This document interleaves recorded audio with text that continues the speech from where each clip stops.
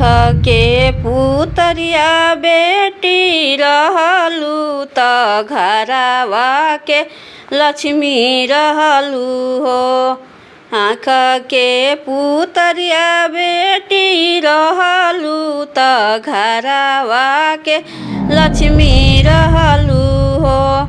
परते सिंदूरवा पराया भइलू घर के पाहुनवा भइलू हो। परते सिंदूरवा पराया भइलू घर के पाहुनवा भइलू हो। जनते तरहु धिया पराया होई है घर के पाहुनवा होई है हो। काहे भैया तिलक चढ़वले त पापा दुअर पूजा कैले हो।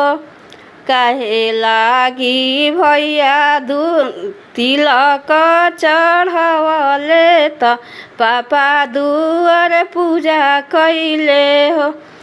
जनते तरहु बेटी पराया होई है घर के पाहुनवा होई है हो।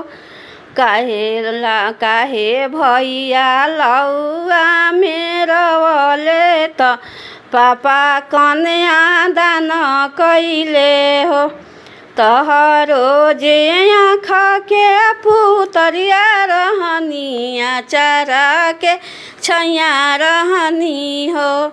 आजू पापा हृदय से निकाली दिहले नैना से दूर कैले हो।